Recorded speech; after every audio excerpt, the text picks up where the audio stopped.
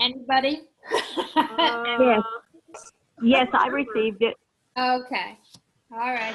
Good. Anybody have any questions on it? Just let me know. All right. So we're going to get started. It's 10 o'clock. Okay. So welcome to Labor Day weekend. Glad to see everybody. So we're going to start with a song. And here we go. I'm gonna mute everybody.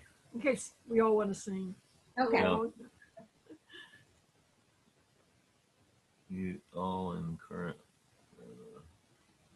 And then mute.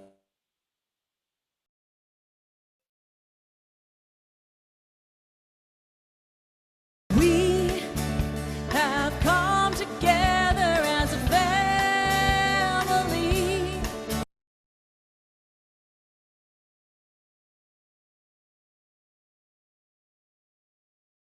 We have come together as a family. We have come here as we are. Yes. And we have come with arms wide open.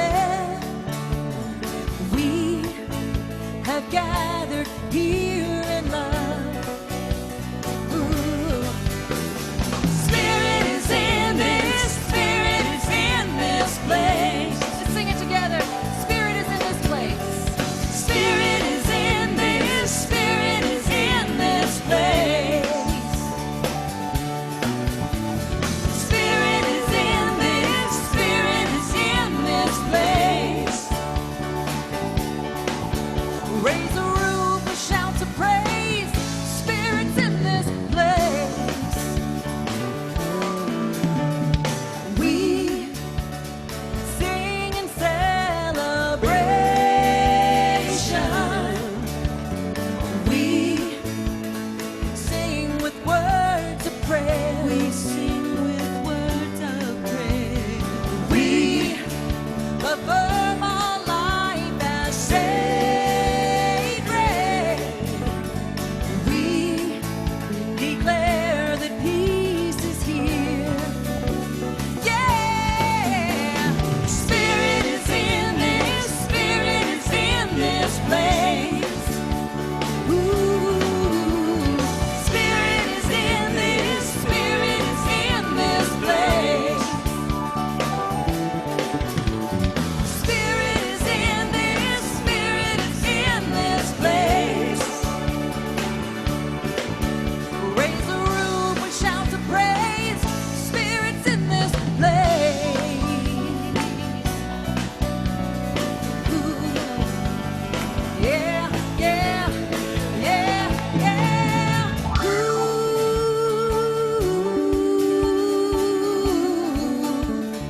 Spirit is in this place. Ooh.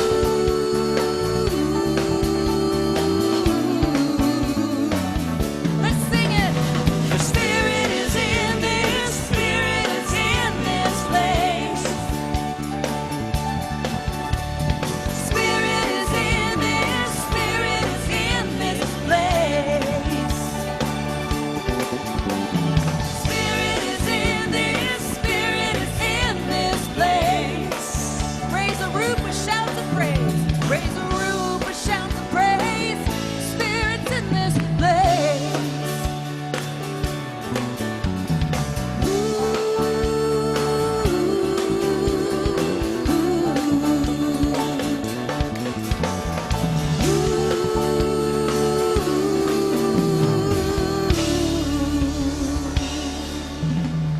Good morning. Bless you.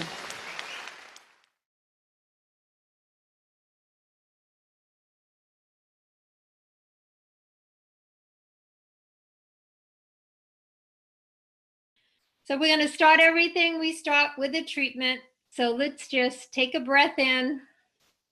And this is what I know. There is one power operating in this universe. This infinite power is everything. It is all there is. The source of all creation is one with the all-abiding everything. Oneness is all there is. The force of oneness is wholeness, love, joy, abundance, and light. This power is the force of truth, the one truth, and the only truth. And I know that oneness and truth is all there is. Therefore, I am one with this universal source. We are one with this infinite power of the universe.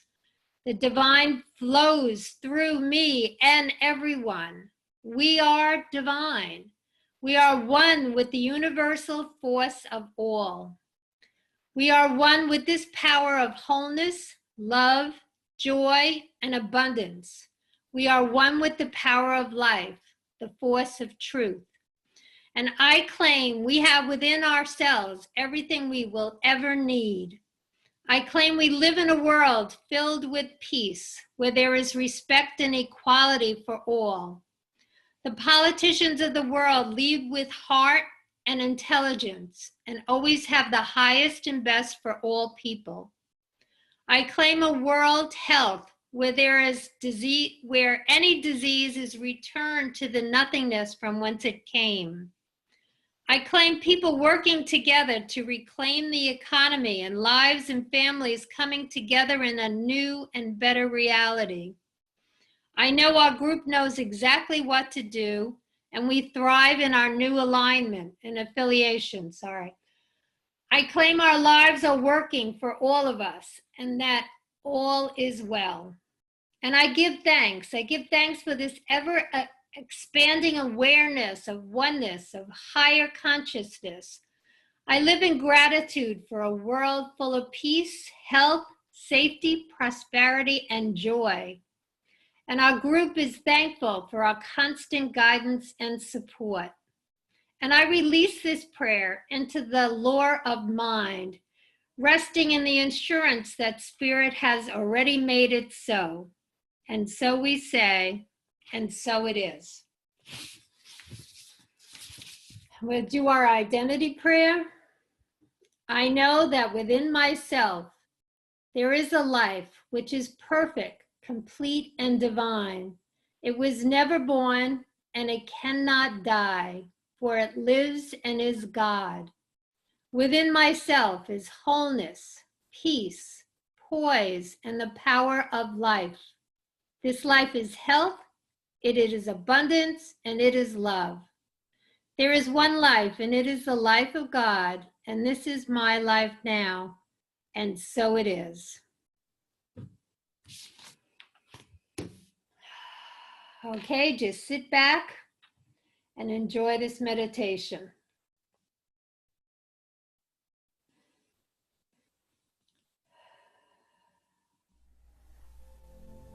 Welcome, and thank you for joining me in this meditation to instantly raise your vibration. And let us begin with a few nice deep breaths. Sitting comfortably, closing your eyes. Bring your awareness within you now. Noticing yourself, your body, and your breath. Taking a couple of nice cleansing breaths, breathing in deeply and breathing out through your mouth with intention. Just letting go of your day, letting go of any tension, and letting go of your racing mind. Just be here now. There is nowhere else you need to be at this time. You have chosen to be here, and you are here. So now just becoming aware of how your body feels in this place now. Noticing your breath, not forcing or changing it. Just notice how your body breathes on its own. There is no need to control your breath.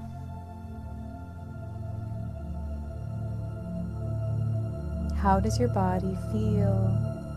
Just taking note and letting go, becoming aware without judgment how you feel in this space at this time. Now I want you to bring your attention to the space above your head. At the top of your head lies your crown chakra. This is the portal of energy that connects you to all there is, to the universe, to who you truly are. And just above this energy center, about a foot above your head, notice that there sits a golden ball of light. This golden light belongs to you. This is your source of love. It is about the size of a basketball. And I just want you to turn your attention towards it now. If you are a visual person, you will see that it's there above your head.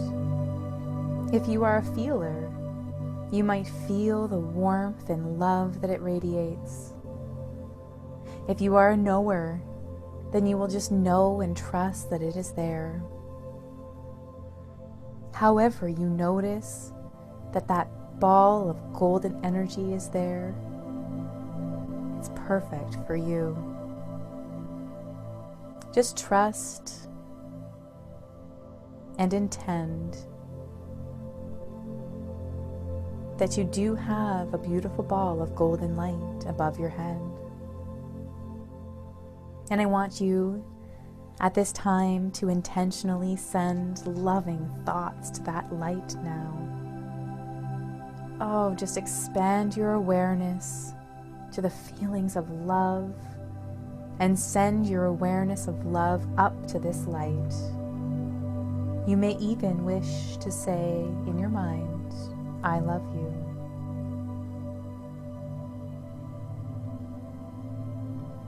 This golden orb of light is getting bigger with your love and your awareness of it. Just simply noticing and acknowledging makes this light grow larger and grow brighter. And the love you have sent, it pours back to you now. Notice how this light is now the size of a beach ball and still growing. And as it does, it starts to lower. It is still expanding and getting bigger, maybe now a couple of feet in diameter. But it is lowering towards you. And I want you to allow it to enter through the top of your head, through your crown chakra, inviting this loving golden energy into your space, into your body now. Just intending it down through your head, through your throat, and allow it to rest at the top of your chest area, your higher heart chakra. And here it sits, and it grows even bigger. With each breath you take, notice how the light comes closer and closer to engulfing you completely. And sit here for a few moments, watching this beautiful light surround your entire body, feeling immense amounts of peace and love, joy and warmth, freedom and clarity, as it fills your entire body and your entire aura. Breathing in, breathing out, effortlessly.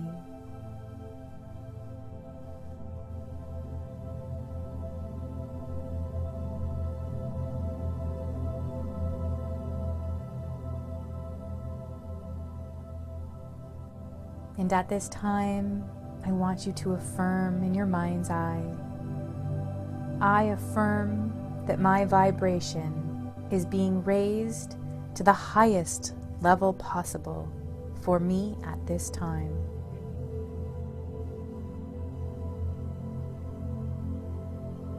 I affirm that my vibration is being raised to the highest level possible for me at this time.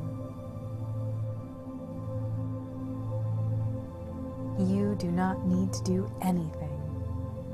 Just allow the integration of this beautiful, loving energy to simply raise your awareness, your vibration, to the highest level possible for you at this time.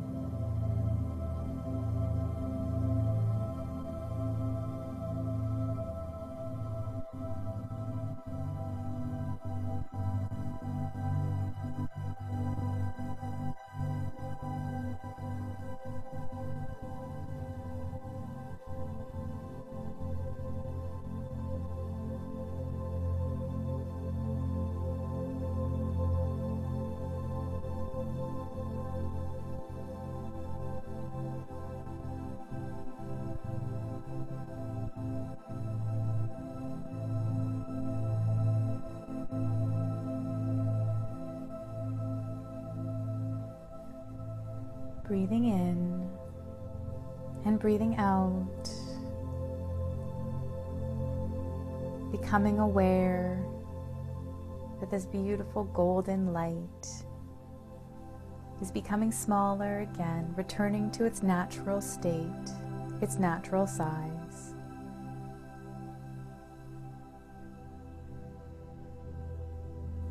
Getting smaller and smaller until it sits comfortably and lovingly within your chest again. Noticing that it's returned to about the size of a basketball.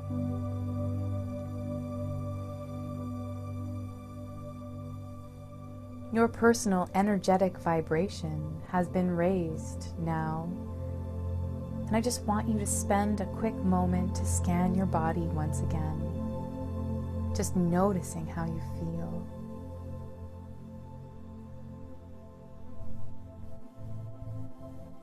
Feelings of brightness, of relaxation, feelings of peace and joy, clarity or calm.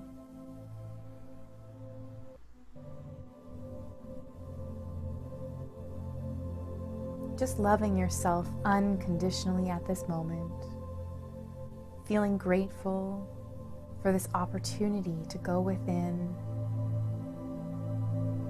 to commune with your highest, most divine self. For this entire interaction, feeling grateful. You are here in this moment. You are whole and you are beautiful. So now, knowing that this golden light of Source lies within you, the awareness of it will always and instantly raise your vibration. Just bring your attention back to the chair now beneath you, or the bed that you lie on.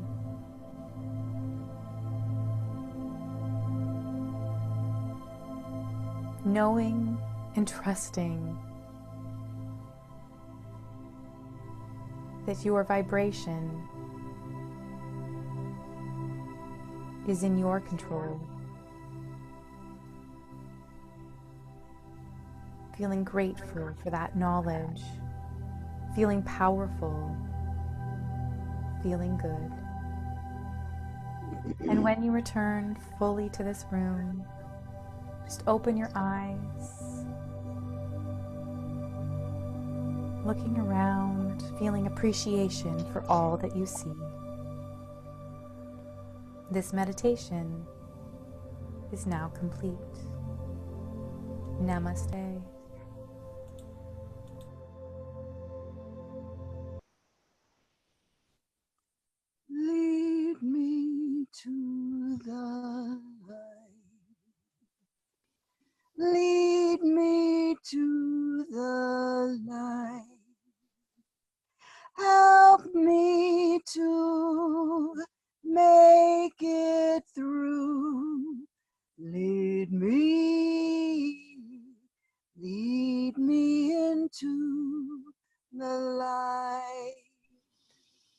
Everyone sing with me. Make my eyes to see all that I could be. Help me to see it through. Lead me into the light. Turn my night to day. Take the hurt away. Help me to be with you. Lead me into the light.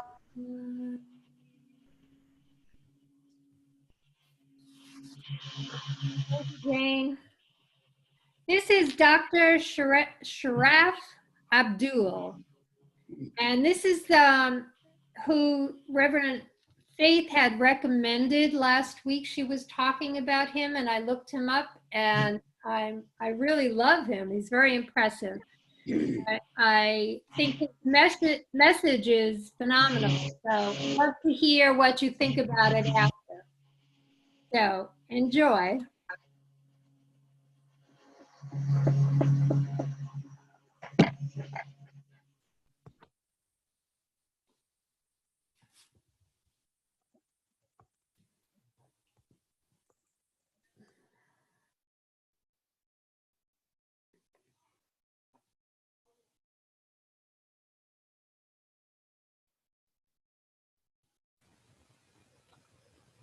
Give me a minute. This thing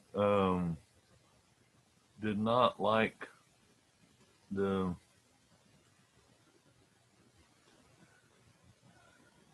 end at 4020. It should be good. Well, he's a world-renowned speaker, and he has written many books. And he's speaking right now from Unity of South Sound. I think he's in Portland. He's right in the middle of all the demonstrations and everything. Oh. Back up.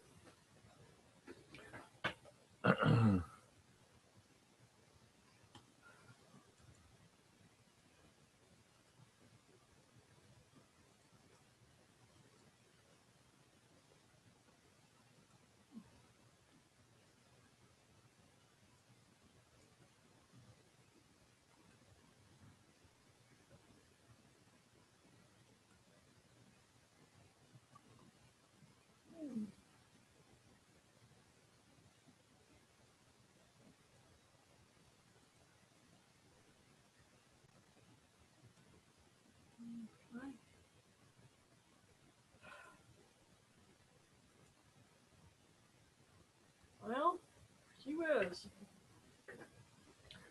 Okay, let's do this way. We're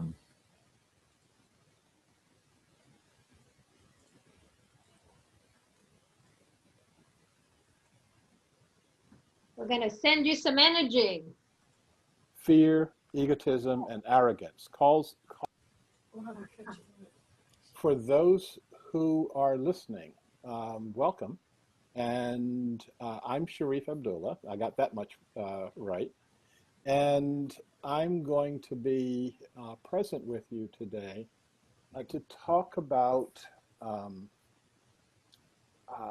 a few concepts that I think are important for all of us nowadays. And those concepts are dealing with, and the title to my talk is Spiritual Discipline in Turbulent Times. We've got a pretty good handle on the turbulent part, okay? We can look at our, what's going on in our planet right now. We can look at our, what's happening on our streets. We can look at COVID. We can look at all of the things that are happening as a result of the mishandling of COVID. And we can see that that turmoil is our name. That's the thing that's driving almost all of our conversations right now. However, the problem is that the problem is bigger than what the media is showing us. Now, the media is showing us this huge problem, and what I'm suggesting is we can't get around that huge problem because we don't see the bigger problem. It's like a person with lung cancer, and they're coughing their head off, and somebody gives them a cough drop. Well, yeah, they're coughing, so you give them a cough drop. But that means you didn't understand the problem, because a cough drop is not going to solve their challenge. So the thing that we need to look at is what is the biggest, what is the most profound issue that we have to deal with. And then from there, we can then say, this is the biggest and this is the most profound solution that we have. So in order to look for the biggest issue, I'm going to read something from my book, Creating a World That Works for All. And if you buy it, you actually get a better copy than this. This has been with me for 20 years now, so it's a bit battered. And I want to read to you from the introduction. And the introduction was supplied by President Václav Havel, who was at the time, the late President Václav Havel, who was the president of the Czech Republic. And he graciously supplied the introductory essay to my book. And in the introduction, Havel says, humankind today is well aware of the spectrum of threats looming over its head. We know that the number of people living on our planet is growing at a soaring rate. We already know that the already deep abyss separating the planet's poor and rich could deepen further. We also know that we've been destroying the environment on which our existence depends, and that we're headed for disaster by producing weapons of mass destruction and allowing them to proliferate. And yet, even though we're aware of these dangers, we do almost nothing to avert them. How crazy are we? We see what's happening. The car's going at 120 miles an hour. We see the cliff ahead of us, and we're trying to step on the gas, thinking that we're going to make it all the way over to the other mesa 2 miles away. We do that because our challenge is, what do we do with the magnitude of the problem? And this becomes the thing that drives us. We all know the Albert Einstein quote that says, you cannot solve the problem at the same level of consciousness that created the problem in the first place. We see that quote, some of us have it hanging on our walls, and then we try to solve the problem with the same consciousness that created the problem in the first place. So I'm suggesting something to you today. And what I'm suggesting to you is that we try to work towards solving the problem at a completely different level.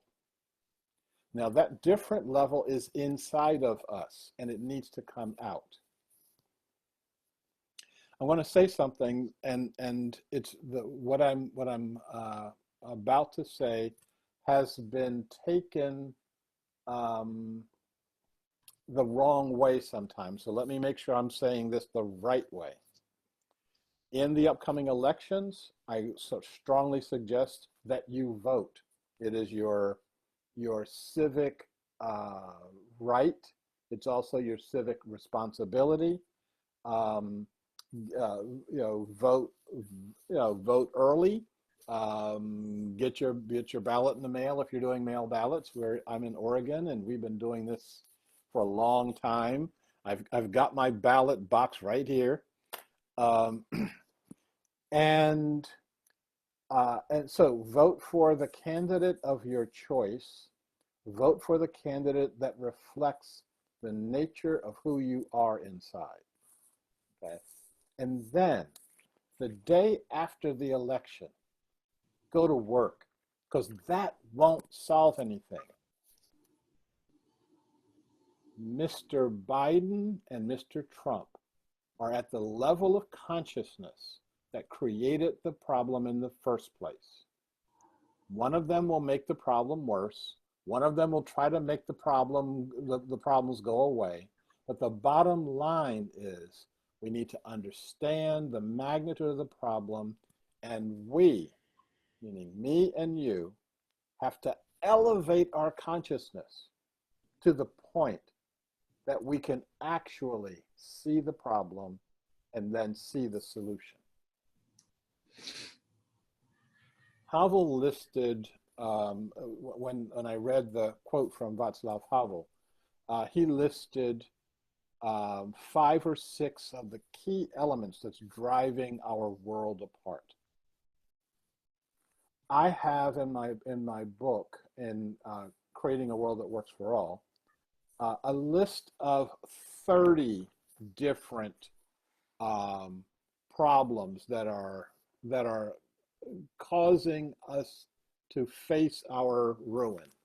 Things like population explosion, suicide, holes in the ozone layer, political corruption, homelessness, extinction of species, sexism, racism, overuse of fertilizers, global climate change, unsustainability in all aspects of our life, and the list goes on and on and on. Now, when you see that, when you read the news, you have a tendency to get overwhelmed. And you either, you take the first thing that's sitting in front of you or the first thing that the media shoves at you, and you work on that and you ignore all the other 49 issues going on. I'm suggesting to you something different. I'm suggesting to you that those are not 50 different problems. I'm suggesting to you that those are the 50 symptoms of one problem.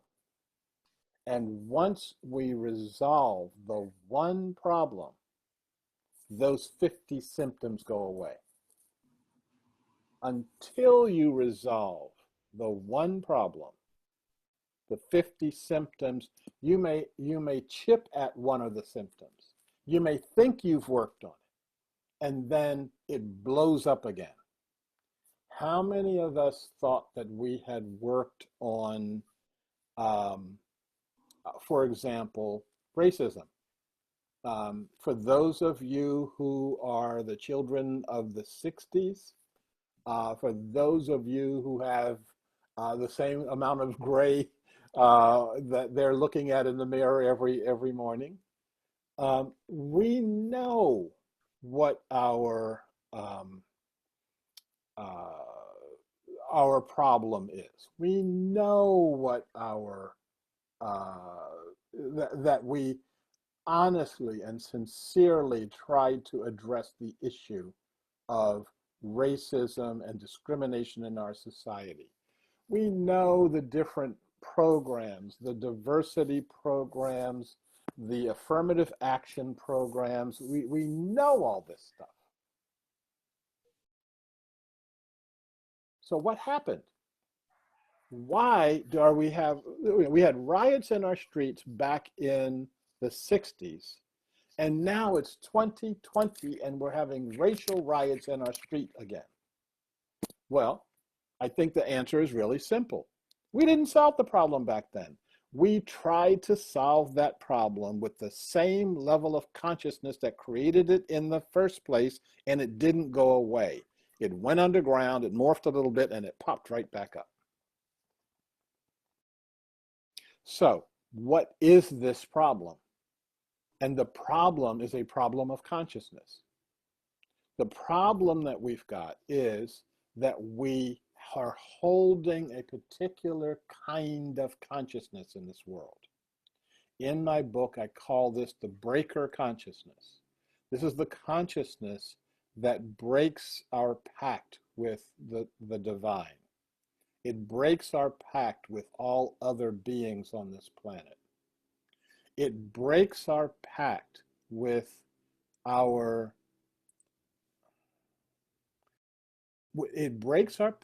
ourselves.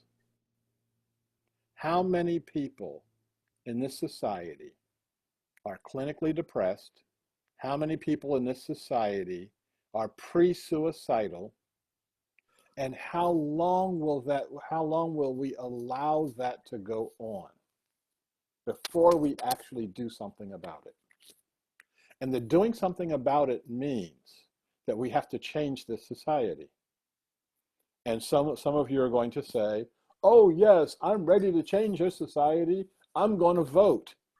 No, that's you're changing the window dressing on the old society. If you're going to change this society, you've got to start with a blank sheet of paper and a clean mind and a clean heart. You've got to start from the beginning and say, what are we about? What are we about? What am I about as an individual? What are we about as a family? What are we about as a neighborhood? What are we about as a city or a town? What are we about as a nation? And then you don't stop there. What are we about as a human family on this planet? We're one family that is amazingly dysfunctional. What are we about as one species on a multi-species planet? What are we about as the representation of the divine driving down the highway? The representation of the divine pushing a shopping cart in the grocery store. What are we about as a representation of the divine as we go about living our lives? Now, most of us think about this stuff on Sundays, or Saturdays if that's your day of worship, or Fridays if that's your day of worship. But most of the time, we don't act like this. Most of the time, we don't have an understanding of our of who we are, what we are, where we're supposed to be going. I'm inviting you to that understanding now. I'm inviting you to think about how do we face the turbulent times that we're in, and what are some of the tools that are available to us right now to get us through these times. I think something is necessary for us to be active. That is, those are three things. I call them the 3 Ds. We need direction, we need devotion, and we need discipline. And I'm suggesting to you, not just because this is the title to my talk today, but I'm suggesting to you that we need spiritual direction. I'm suggesting to you that we need spiritual devotion. And I'm suggesting to you that we need spiritual discipline. Now, many of us get really twitchy when we start talking like that, especially in public forums, like not in church on Sunday, but in our daily practices. A lot of us get twitchy like that because we're not used to doing it, and many of us still conflate the notion of spirituality with religion. Now, I am not talking about religion. You can practice any religion you want, or you can practice none at all. But when I talk about having spiritual direction, spiritual devotion, and spiritual discipline. I'm talking about something that lies deeper than our, um,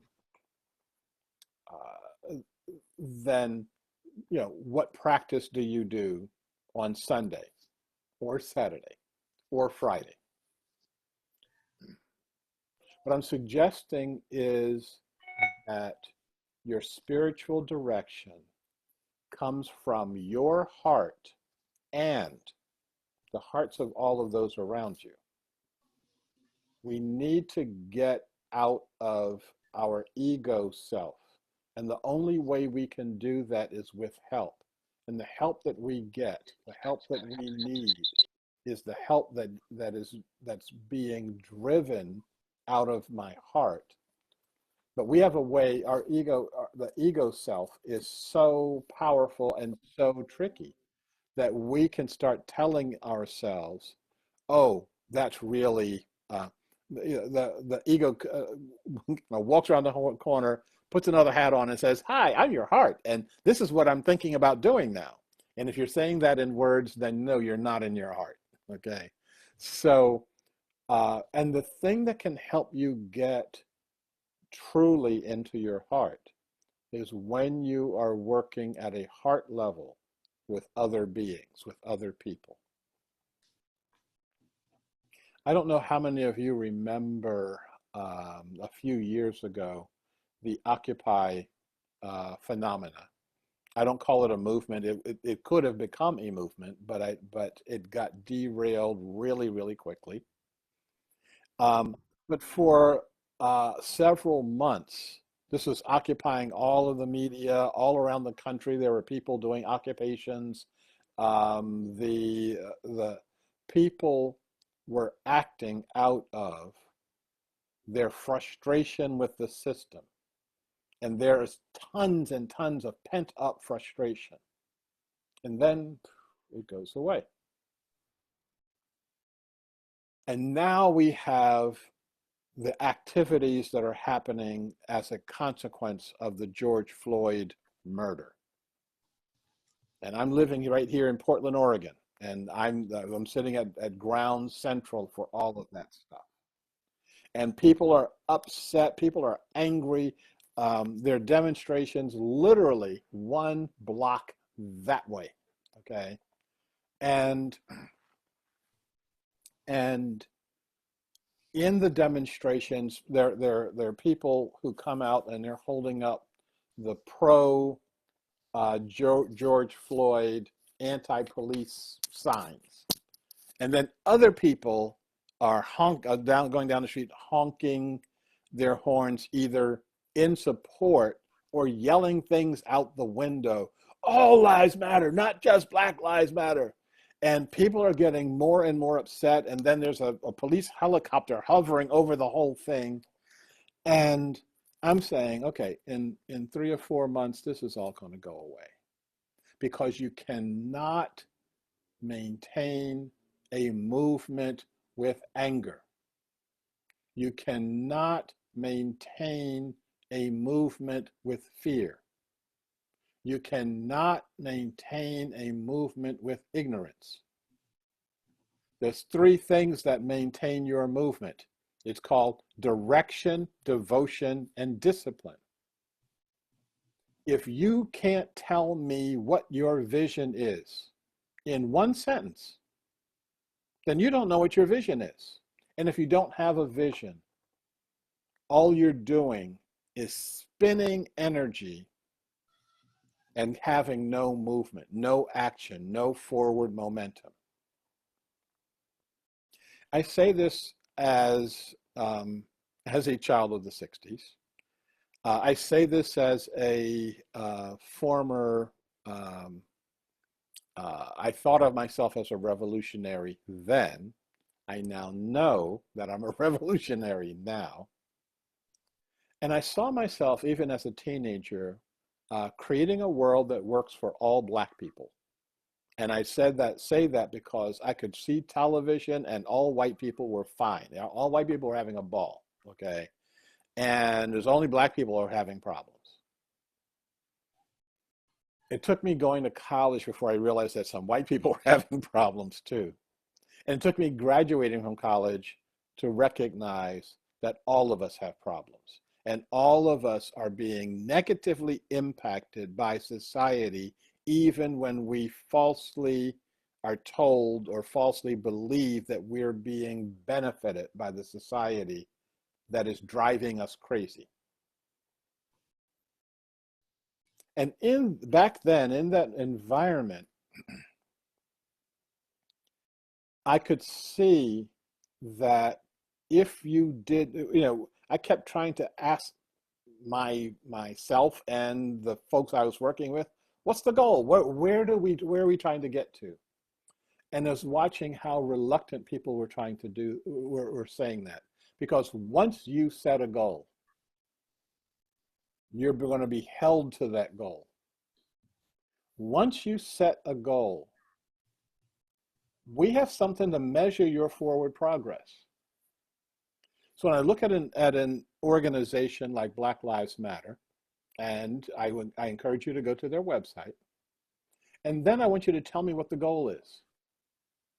Is the goal just to get a yard sign in every window? Okay, once you do that, so what?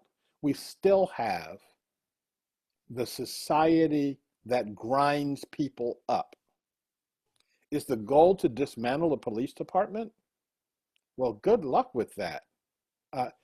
What takes its place? What's the vision of the society that you would like to live in? And that should become the motivating factor for you.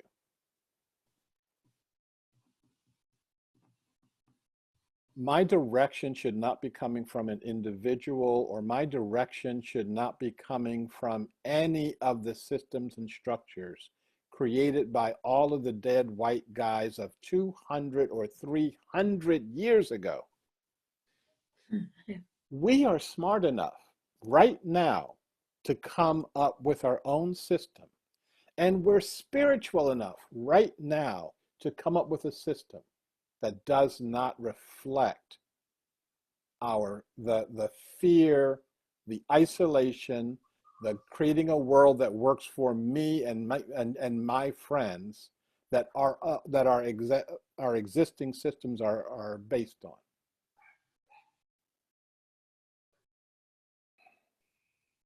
So along with direction and devotion and discipline, there's some things that we need to know. We need to know what we're doing. We need to know why we're doing it. And we also need to know how we win. How do we set the party? How do we have the celebration? How do we know when we get the results that we're actually wanting? This is one of the problems that we've got, is that if you don't, and I forget who said this, if you don't know what your destination is, all winds blow ill. It's like going down the street in your car, driving on the highway, and taking any exit you want to take, continuing to go on the way that you've been going without recognizing what you are trying to do. I would suggest to you that your goal is, and my goal is, because I'm wearing it on my chest right here, is creating a world that works for all. Creating a world that works for all beings. Creating a world that works for all of us in this society, and all of us in every other society. I suggest that we are creating a world that works for all of us who have bodies, and for all of us who are beyond their bodies. That what we are doing is creating a world, not where everyone has everything equally. I think that is actually a bad idea. But I think that we're creating a world where everyone has the opportunity to live a decent life. That everybody has an opportunity to work hard. Everyone has an opportunity to understand their own inner worth. And this is something that really bothers me when I'm walking down the street and I'm seeing different classes of homeless people. And one of the classes that bothers me the most are the young folks. People in their teens or early 20s, and the look on their face of being utterly wasted. They remember I think it was the United Negro College Fund had the slogan, "A mind is a terrible thing to waste." Well, that's true for Black people. It's also true for white people. It's true for everybody, okay? Let's not waste the minds and the hearts. We've managed to create a system that doesn't need people, which is really, really amazing. We've managed to create a system where I don't need the system and the system doesn't need me. And this is a recipe for disaster.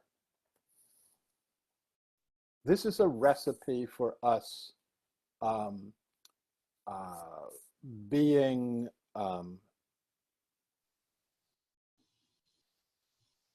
this is a recipe for us to get somewhere. And this is one of the hardest things I've had to learn this year. I've been operating from a premise, and I believe it's the same premise that you've been operating from. And that premise is that we really can fix this particular system, okay? If we work hard enough, if we really apply ourselves, we can fix this system. At the same time, I've been using the analogy of the caterpillar and the butterfly. I'm saying, we've had this caterpillar society that's been eating the garden of the world, okay? And if any of you have gardens, if you've had caterpillars in your garden, you know what a caterpillar can do, okay? It is an eating machine. And then at some point in time,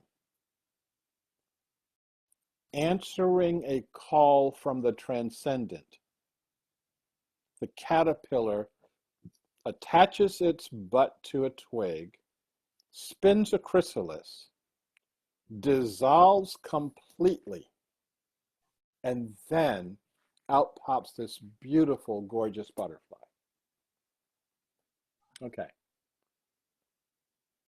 Right now, what we're seeing on our streets is what it looks like inside the chrysalis when the caterpillar dissolves. The caterpillar comes apart completely and turns into goo. When I was a kid, I was on a bicycle and I ran my bicycle through some brush, and I happened to run over a chrysalis, and it popped open. This is right when the caterpillar had finished turning to goo. And I had to wash this caterpillar off of my tire, so I can tell you it is definitely goo. Now, inside that chrysalis, inside the goo, there's some very different cells at work. And those different cells are the ones that hold the pattern and the promise of the butterfly. The butterfly is not in those cells. The butterfly is in a transcendent place. The butterfly is in the place of the divine, We keep wanting to turn everything into this mechanical action, you know. Well, the DNA of the butterfly, it's like, it sounds really good.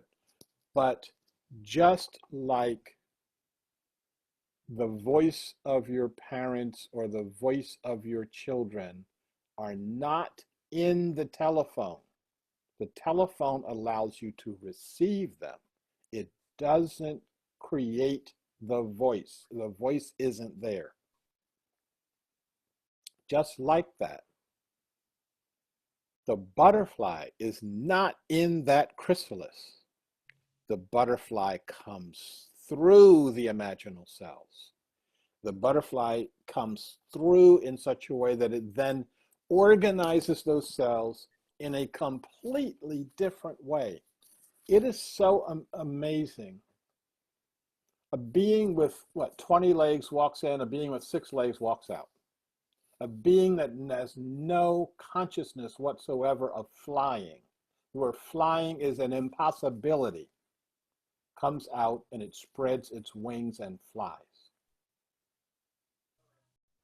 Our change from what we are to what we're going to be, it has to be that profound.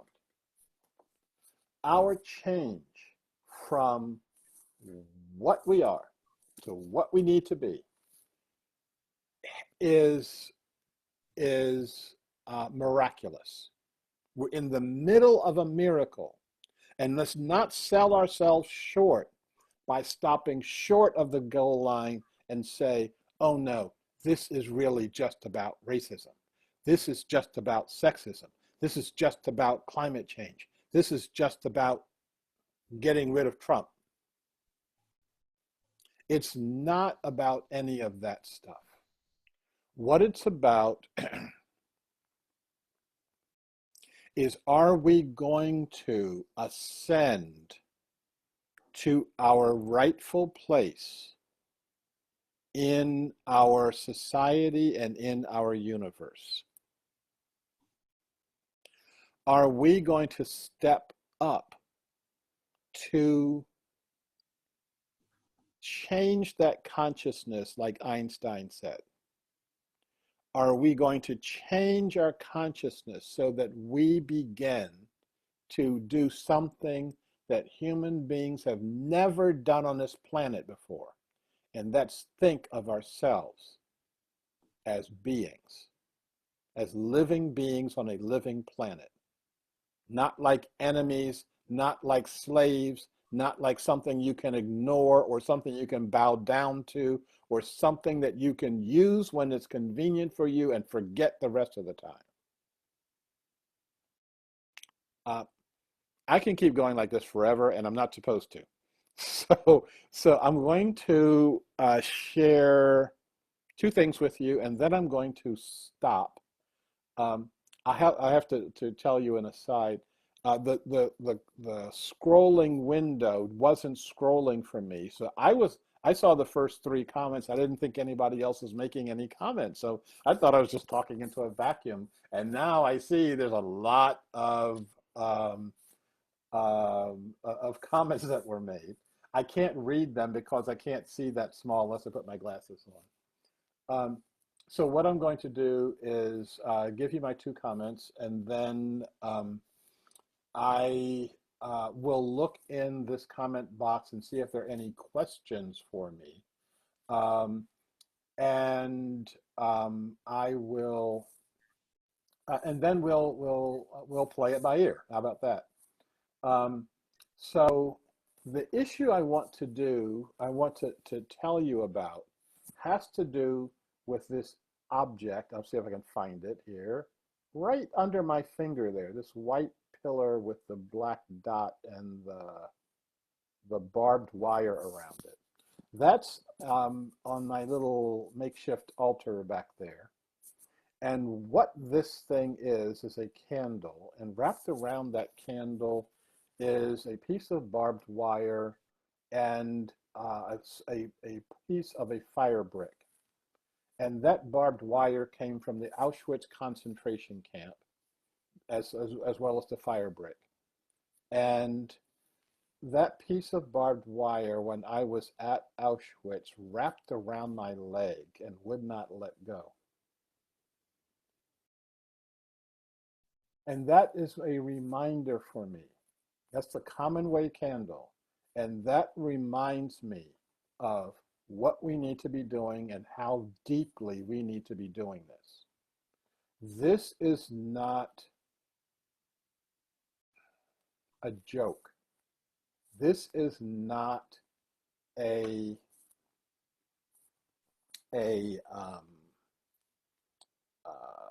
it's not make believe. It's not pretend.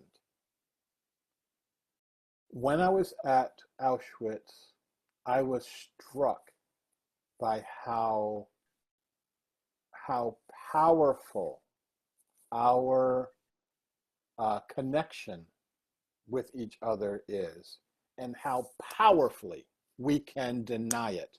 How I can deny even your right to exist.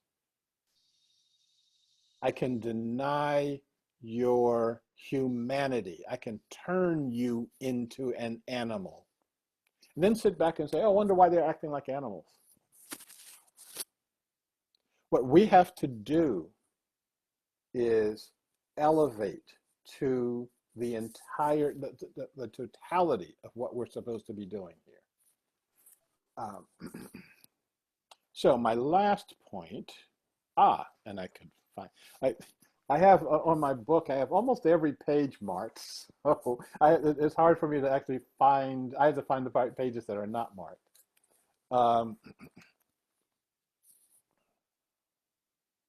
But this is a quote from a Brazilian theologian by the name of Rubem Alves. And I like this guy so much. He's actually got two quotes in my book. So, and Rubem Alves says, what is hope?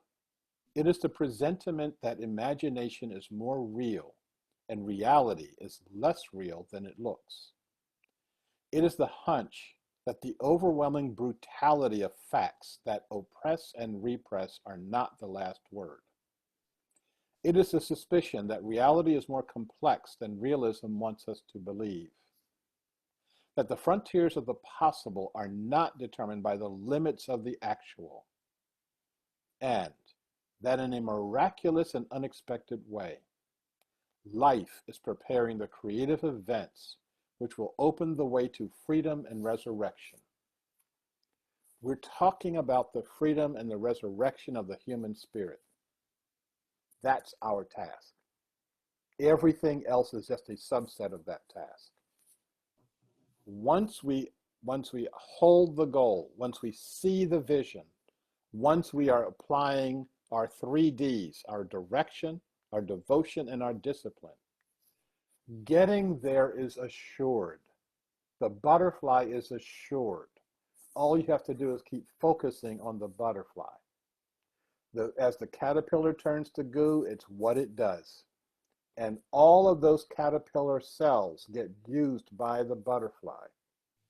It starts marching to a different tune. And I think it's about time that that happens. So, thank you so much for inviting me. Thank you for having me. This has been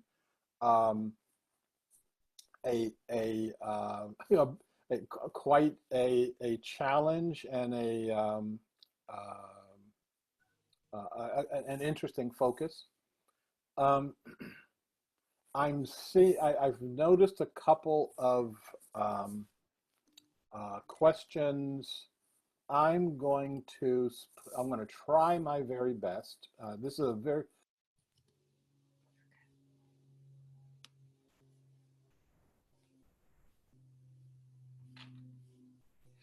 even the parts that Okay, we should stop it there, Paul. Yeah, we're gonna do a song now.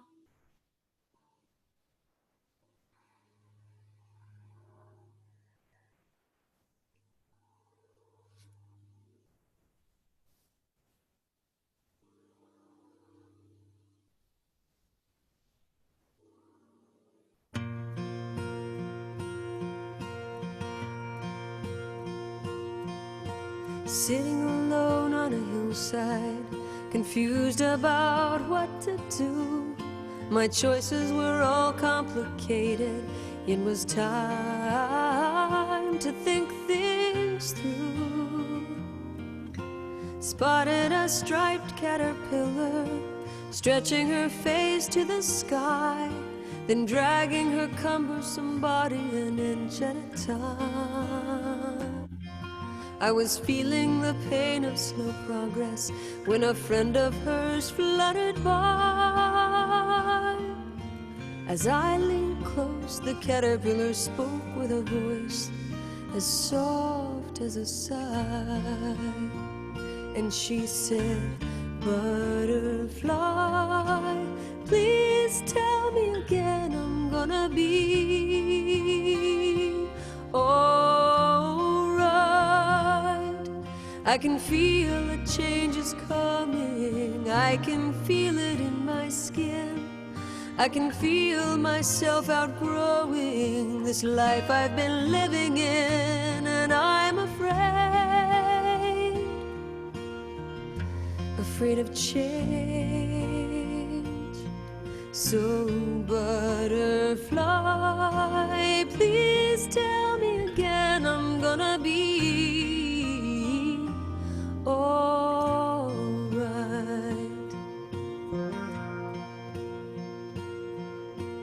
I'm like my friend caterpillar, afraid of that dark cocoon, wanting to hide in the tall grass when change is coming soon. But all of the things that we long for are born on the wings of change, and losses can lead us to blessings that we can't explain. So butterflies remind us there's magic in every life, and we can become what we dream of if fat, furry worms can fly. So I say, butterfly, please tell me again I'm gonna be alright. I can feel a change is coming. I can feel it in my skin. I can feel myself outgrowing this life I've been living in, and I'm afraid of change. So butterfly, please tell me again I'm gonna be alright. And on the day of my last breath, I expect to see angels like butterflies over my head. And I'll say, butterfly, please tell me again I'm gonna be alright. I can feel a change is coming. I can feel it in my skin. I can feel myself outgrowing this life I've been living in, and I'm afraid of change. So butterfly, please tell me again I'm gonna be alright. Butterfly, please tell me again I'm gonna be alright.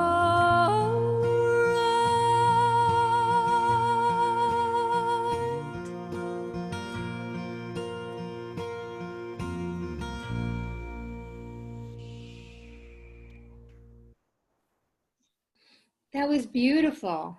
What a beautiful song and a beautiful voice. Thank you, Jane. Yeah, wasn't one that was took to us singing along with, but I thought it was an important one to have right now. That was perfect, perfect.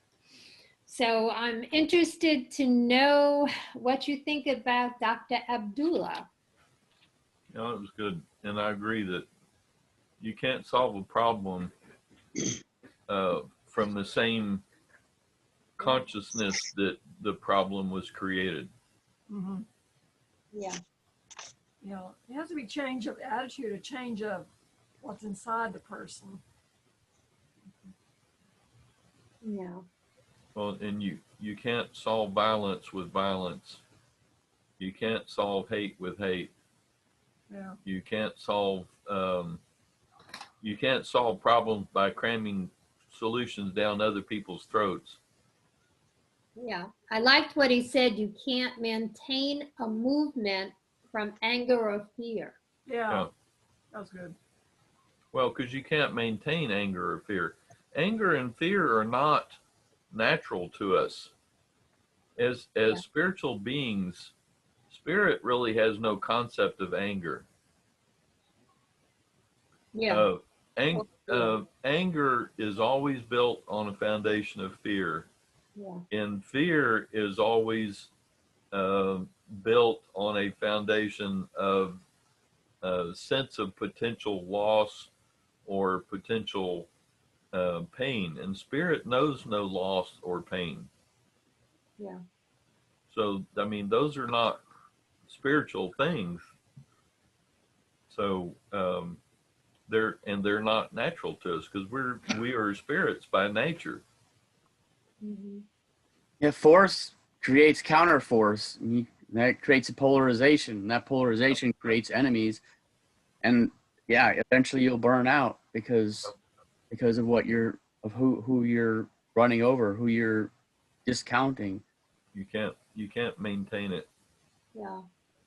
It was interesting. What do you think about what he said is we created a system where I don't need the system and the system doesn't need me.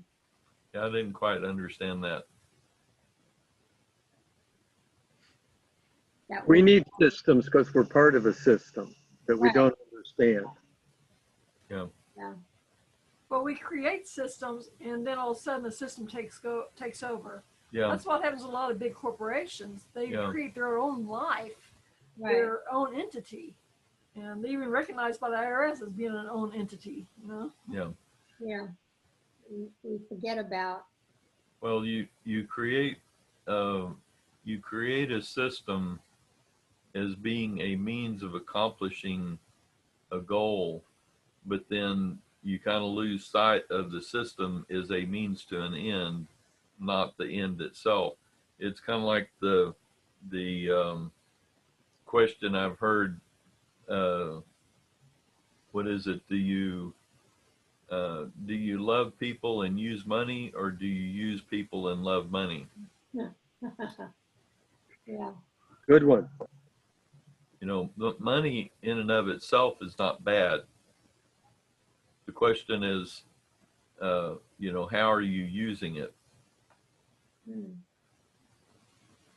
I liked his whole thinking of creating a world that works for everyone. And he has buttons and he has all kinds of things made. So I'm going to check into that and see a little bit more about what he's doing with that. Change the world, creating a world that works for all. I think that is really a great, you know, instead of Black Lives Matter, I like this creating a world that works for all, you know? And I read something the other day. It was like, you know, if one of us gets pulled over by a police officer, we're thinking, oh crap, you know, how much is this going to cost me? I don't think any of us here thinks, is this how my life is going to end? Yeah. I think that's a good example of white privilege and why Black Lives Matter is not just they're the only lives that matter. It's just they're the ones that are in more danger right now. Yeah. Well, and traditionally so in our society, but you know, Bob, you were about to say something? Gone. Thanks, Paul. I hate it when that happens. It happens all the time to me. It's fine. Yeah. Creative memory skills. There's more. Yeah. Yeah. And like he was saying, there's so many problems under this umbrella, and it's like the elephant in the room. They're not dealing with the main problem of a world works for everyone. It's not just racism. It's just not, you know, all these other things. So we have to be, we have to start raising our consciousness and coming from a different part of it to fix this. You know, nobody's talking about how to fix anything or how to restructure everything. We're, you know, a big issue that I see these days is the constant us versus them. Yeah. Yeah. There's, I think last week we talked about the difference between separateness and diversity. Yeah. Yeah. So we tend to take diversity and turn it into separateness, where diversity does not imply separateness. It implies differentness, but not separateness. So I've got a question for the group, which is, I'm sitting here in my tent. I've seen very few people but Claire and my clients online. I see Claire in person, but then this whole thing of how do I, what do I do? How do I impact this? And I hear, I heard what Shariff said, and I hear it coming back to where I am. And I guess I have an answer, but I'm interested if anybody could offer how you deal with all of this in your own isolation. Does that question make sense, Kathy? Yeah, it does. How do we deal with the unrest that's going on, or how do we deal? Or the whole race, the whole problem. Well, Yeah. How do we become part of the solution? Yeah. No, really. This last week I saw somebody come through. I was looking at the Charlottesville Chamber of Commerce website because I wanted to see what they were going to be doing for the next several months. And they had some stuff going on in October, starting October. I don't remember what the group was, but they were going to do, I believe, a total of 6 presentations. And they're going to talk about racism in Charlottesville, how to address it, what can we do? And so I emailed the woman, told her I wanted to be in on those, I wanted to hear those messages to find out, I told her I was a white woman, but I felt like this was very important to me and I wanted to know what I could do to help this along. Would you share that, please? Okay, I'll have to look it up. At least with me, yeah. Thank you. Yeah. Now, I will say that for us, and I'm also speaking for Nita, I think, not so intentionally, we live in a predominantly and traditionally Black neighborhood. So most by far of our neighbors are Black, and I do find that it gives us an opportunity to build the relationship, if you will, for the neighbors that we have to see us just as being people. And because we treat them as people. We don't really care that they look different than us. We just treat them just like we would any neighbor. And frankly, we've been treated a lot better by them than I have by some other neighbors that weren't Black in the past. Yeah. So, but we didn't set out to go down that road, but here we are. And it seems to me that just in our own little way, in our own little community, in our own little town, we're having the opportunity to be a good influence. And, you know, to set the example, this is what it could be. We could, Yeah. We could be an equal but diverse community. And I think it comes back to the very principle of science of mind, to see people as spiritual beings, as God in form, and not them and us or over there or something. It's just changing, elevating our consciousness to start seeing everyone as God in form. And as he said, how does that affect your life in the supermarket, driving in a car? You know, I think that's what we can work on changing and living more to that concept that we are all spiritual beings and we are all one.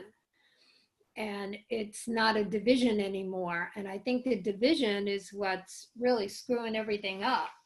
And it was interesting. He went on to talk about, because everybody's talking about the police department and all this. So I want to know who's changing it, who's starting to figure out how to redo the police department. And he did, Dr. Abdulla came on and said, police shouldn't have guns. Think of that. Yeah, I think in London the police do not have guns. Well, no. I mean, they didn't have guns. There's no reason to have a gun if you have something that's not going to kill a person to stop them, you know? Yeah, I'm not sure I agree with that. But there has to be. Then you know that kind of gets back to the idea that when guns are outlawed, then the only people who have guns will be outlaws. Yeah, but only outlaws will have guns. My point is, I want to know more about how or who is going to start reorganizing the police, you know, to a different consciousness. Or these discussions are being had in all of these cities. There, you can see online a 2-hour discussion with our mayor and our own mayor and police chief, with community involvement on the ways that they see going forward. So those discussions are being had. Okay. Well, that's good. So I want to say this. Don Miguel sends out a statement that I receive every day, and his most recent one was, just imagine if all humans could start being truthful with themselves, start forgiving everyone, and start loving everyone. And what really struck me is that impeccability of the word, the first agreement, to know who you are and the love that you are, and know it from your heart, not from the media or what someone else tells you or information that isn't even coming from you, but to start with yourself and to notice when you have a need to be right and won't give up that need to be right, and recognize that there can be no right because we're all unique beings. But the one thing that unites us is love. And that's what we need to get at. And that's the underlying emotion that is the emotion that will, from my point of view, solve all of our problems. If we're coming from love for ourselves and everyone, and I mean everyone, even those that create a challenge for us to love them. And when you can't love them, have compassion for their plight in this life, and for the fact that these are people who absolutely believe themselves and don't recognize that their truth is a perception, not the truth. It's the only truth we have is that we're spiritual beings. That's it. Nice. Thank you. Thank you. Thank you. Nice. Mhm. Well, Bob, that group I was talking about, it's called Building a More Inclusive Community, Local Voices on Diversity. And the first one was September 9th, which I missed. And to be able to go, September 9th hasn't come yet. isn't it? Okay. Today's the 6th. Oh, that's true. Okay, good. I haven't seen it yet then. Let's do the time warp I had to again. send an email to the person and tell them I was interested in it, and they're supposed to send me the information about how to get onto the Zoom session or whatever it is that they're doing. So we'll have to send the link out for how to get in touch with them. Oh, they want to know who's going in, so they let you in. If they don't recognize you, they don't let you in. Yes, and it's only for chamber members, or No, I don't think it's only for chamber members. that's what I'm saying is we'll have to send out the link so that people Oh, can okay. get engaged themselves. Okay. Yeah. Yeah. Thank you. If you would, that'd be great. If not, we can find it. Yeah. Yeah. I think, Michelle, thank you for sharing that. And I think that that's something that when we get back to this, can't solve problems from the same level of consciousness from which they were created. If you look at that whole list of all of those 50 or so things that he listed, you know, as problems in our society and so forth, the level at which those were created, don't they all come from that sense of being separate? Yeah. Yes.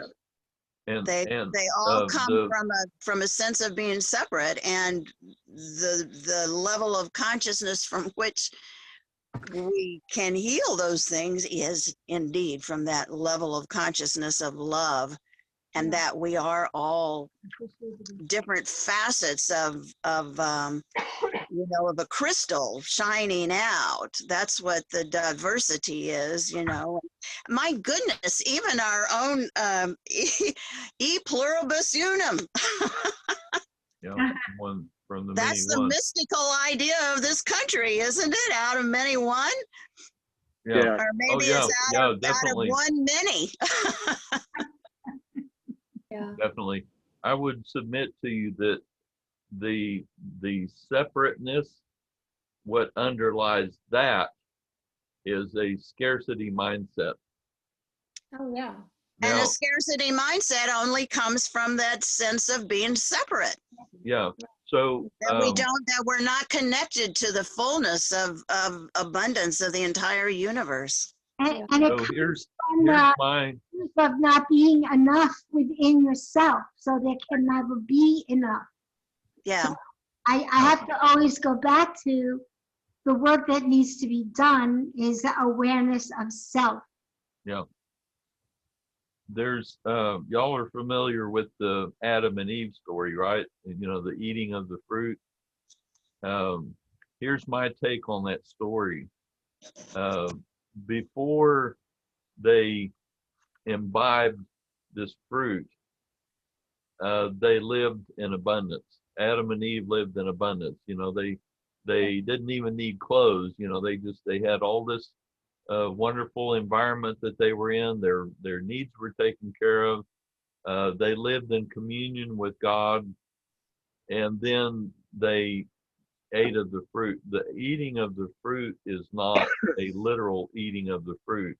The eating of the fruit is imbibing this idea of good and evil, or you could also say scarcity and abundance. So it was simply that taking in this idea, and what happens when they take in this idea of scarcity, then you can't live in paradise if you have a scarcity mindset. Yeah. It doesn't work that way. If you have a scarcity mindset, you are going to create a scarcity environment to live in. And the story of mankind is recovering from that taking in of the poison of the scarcity mindset. The rest of the Bible is the story of mankind coming to terms with and healing from that self-inflicted injury. So we're still trying to get back to Eden. Yes. Yeah. Yeah. Bob, did you want to say something? You had asked what everybody else thought about what to do. Well, playing off of what Paul just said, Yeah. I have this question about, so we come from the infinite, which doesn't need anything and has decided to become temporary form. And then why do we lose that, or how do we lose that understanding, which everybody in this group has it some way, we're all saying it. And then I come to trauma in me because I have been violent, I've been mean, I've been addicted, I've been hopeless. And the overwhelming of trauma is, to me, an incredibly valuable consideration in why did I just get mad? Or why am I feeling afraid of this person or angry at this person? And so anyway, searching, I think self-inquiry through our own lives is an important practice. And looking, for me, emotional intelligence, emotional wisdom, just the emotional wisdom of why am I suddenly acting like I'm surrounded by a group of wolves when these are people I love and love me. And for me, that's part of it. And when I ask my question about what do you all do, I'm hearing answers that I already know and pointing at. For me, I've got to do my experience of violence, and how do I forgive that? And it comes back to what Michelle said. It's simply saying I am love, and accepting my infinite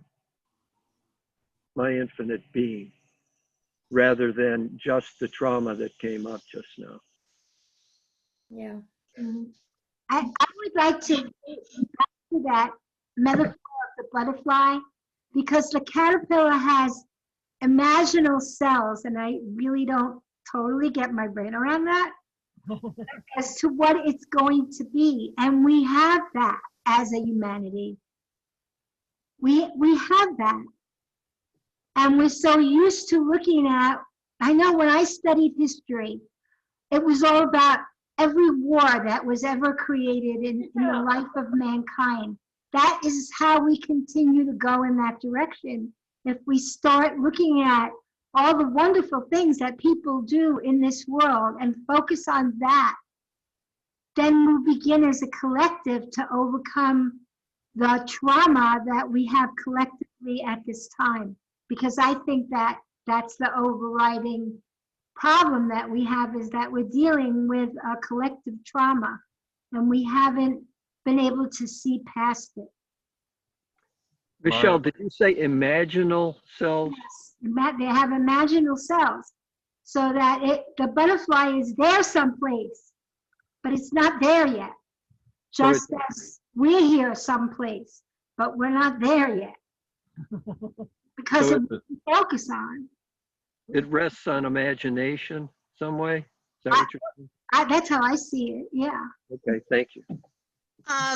You know, that is, they have, right, been discovering some things about that,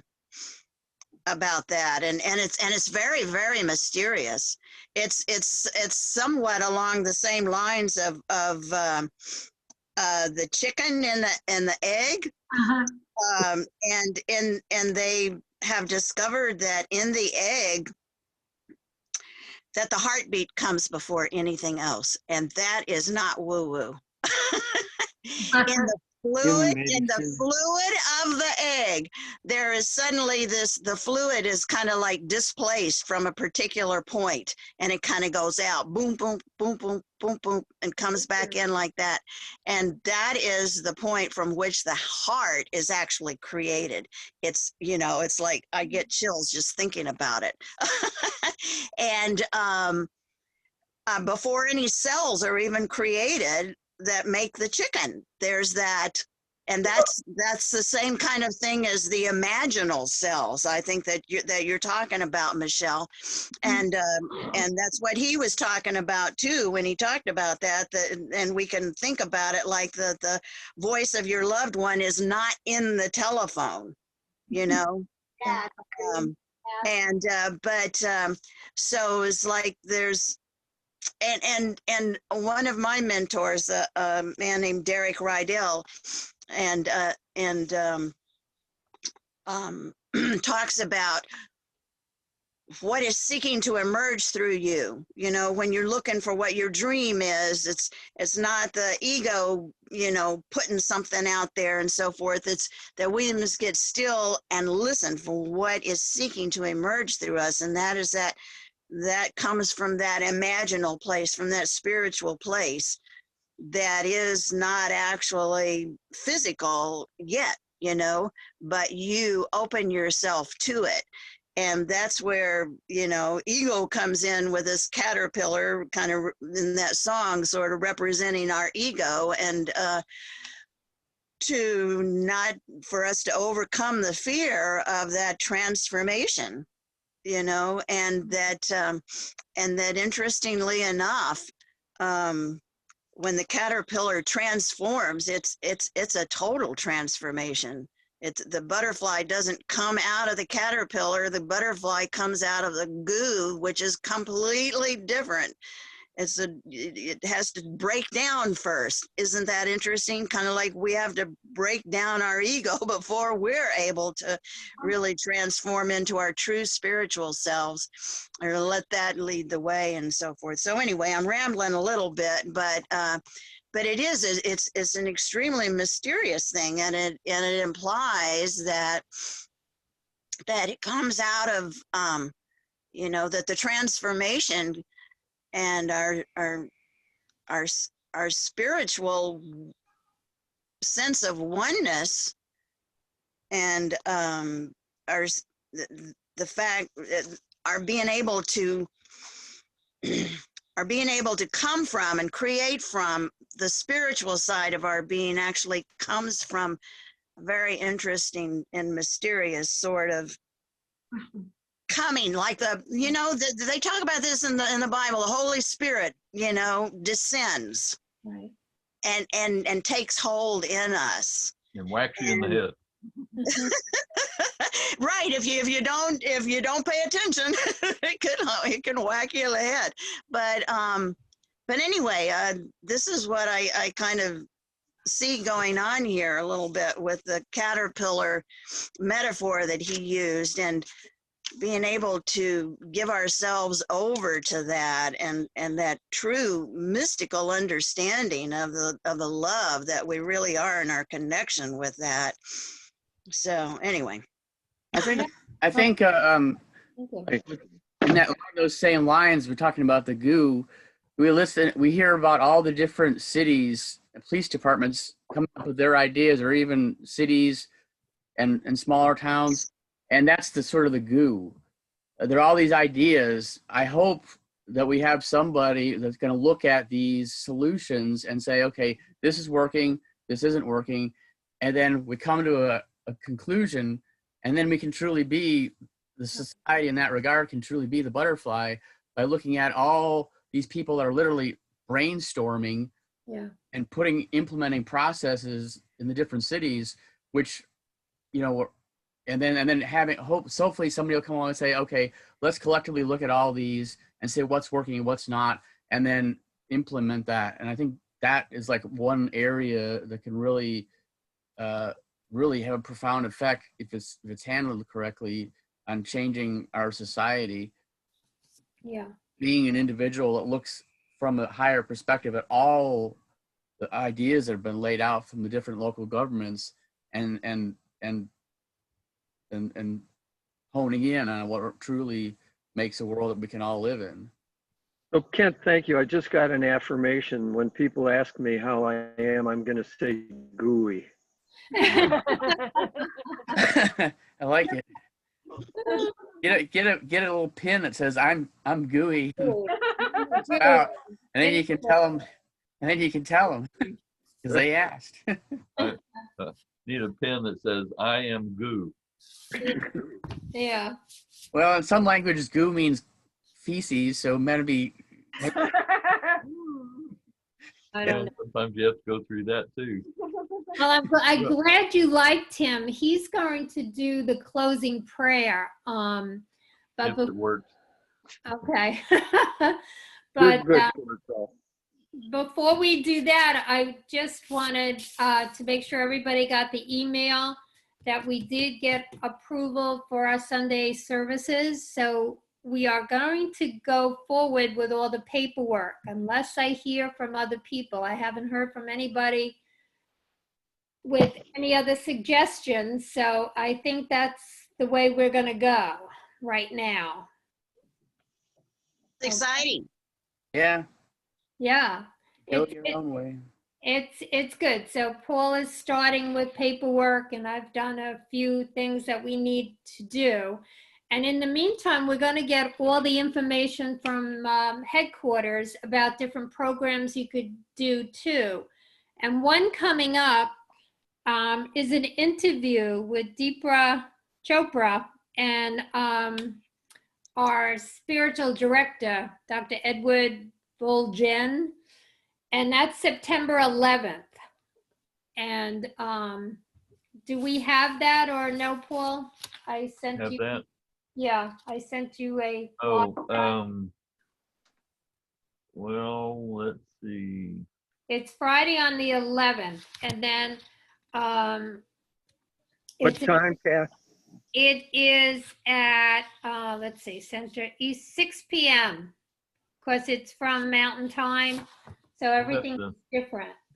Yeah, we'll have to send it out. I'm not finding it right off the bat. Okay, and we also have another one with Deepa that's going to be a total meditation practice in living an awakened life. And that's in October, so I'll send you that.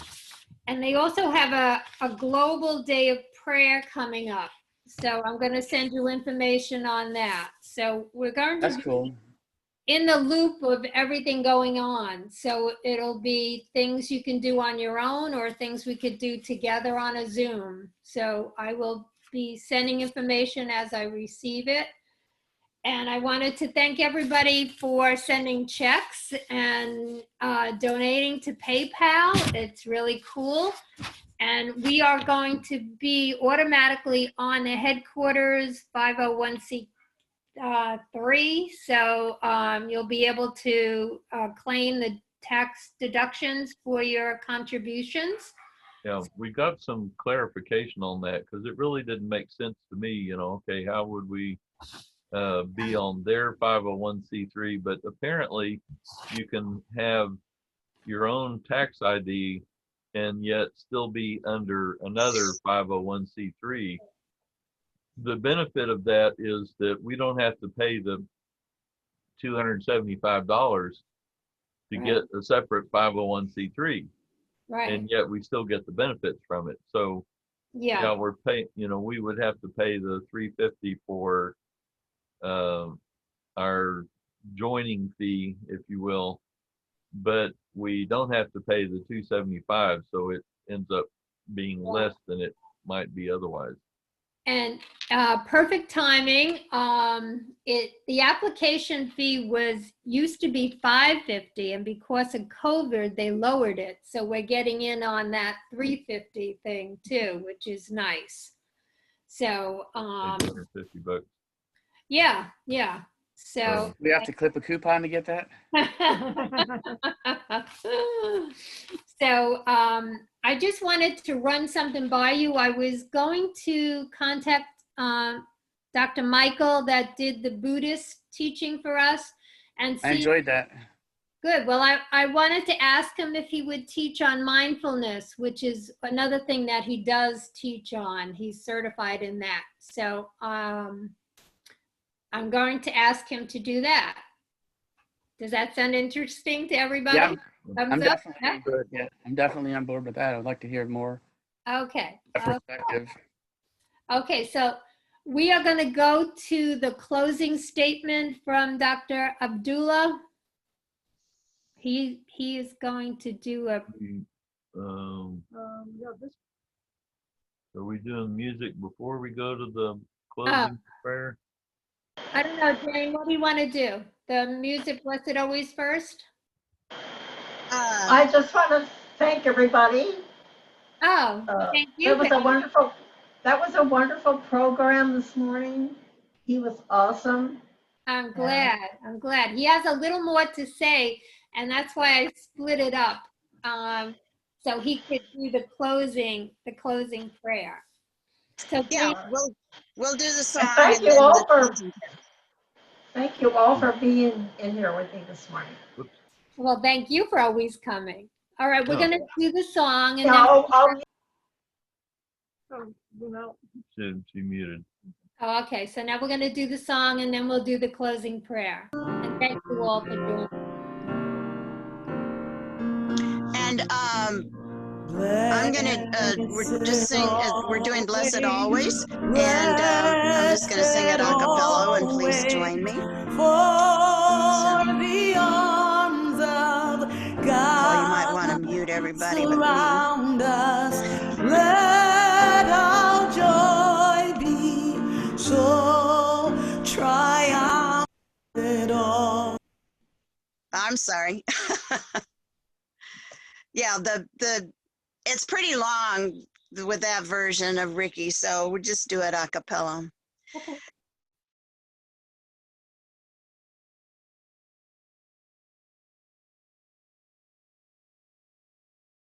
For thee, blessed always, blessed always, for the arms of God surround us. Let our joy be so triumphant that we rest in God and say amen once more. Blessed always, blessed always, for the arms of God surround us. Let our joy be so triumphant that we rest in God and say amen. Let our joy be so triumphant that we rest in God and say amen.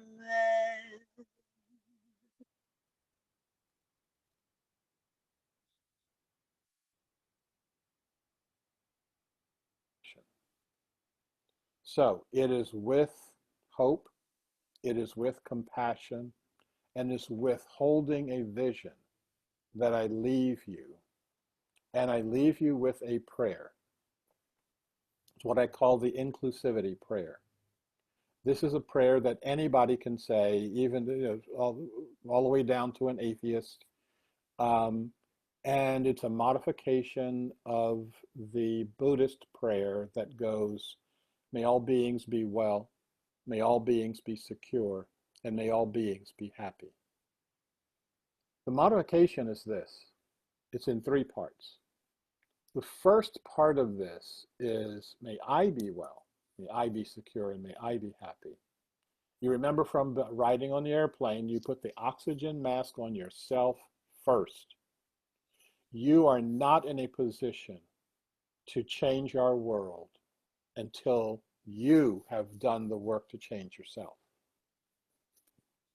Second part is, may you be well, may you be secure, and may you be happy. And when you're doing that, I ask you to think of 2 people and you're talking to them directly. One is the person that you find it easiest to practice inclusivity with, the person you find it easiest to open your heart and be in love with. Could be a spouse, could be family, could be your next door neighbor. And then I also, when you're saying, may you be well, may you be secure, and may you be happy, I want you to think of someone that is the most difficult for you to open your heart toward, most difficult for you to connect with, most difficult for you to practice inclusivity with. That could be a spouse, that could be a neighbor, could be a family member. And then the last part of it is, may all beings be well. May all beings be secure. May all beings be happy. And when you're saying this, I want you to think of all beings, my living green family behind me here, your trees outside, even the parts that are not particularly nice to you, like your mosquitoes, and to literally hold the energy of all of us on this planet, living on this planet together. And so I'm going to invite you to put your hands together and repeat with me, may I be well, may I be secure, may I be happy. May you be well. May you be secure. May you be happy. May all beings be well. May all beings be secure. And may all beings be happy.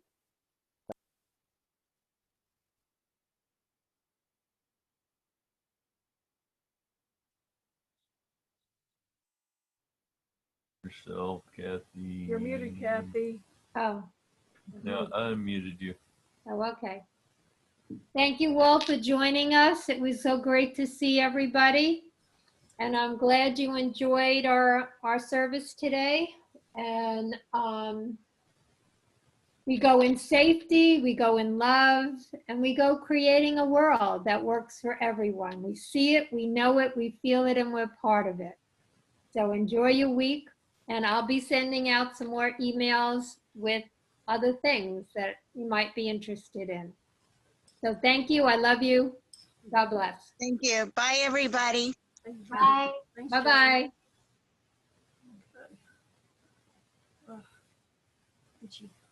Huh.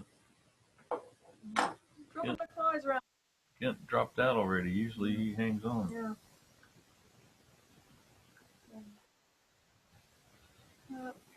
Yeah. Just you and us, Kathy. Yeah. That went good. Did you like him? Yeah. Good. Okay. All right.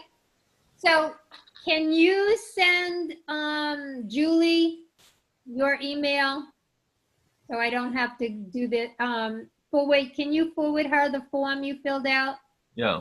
Well, Okay. since you know, it needs to come from you, but since you've already sent it, then Yeah. I'll send it again and say, Aunt Kathy tried to send it and it didn't quite come through. So she asked me to send it for her. Okay. All right. Well, she knows you're helping me, so I think it's all right to come for you too. You know. So. Okay, we'll do that. Okay. Well, enjoy your day, and thank you all. Bye-bye. Bye. Bye.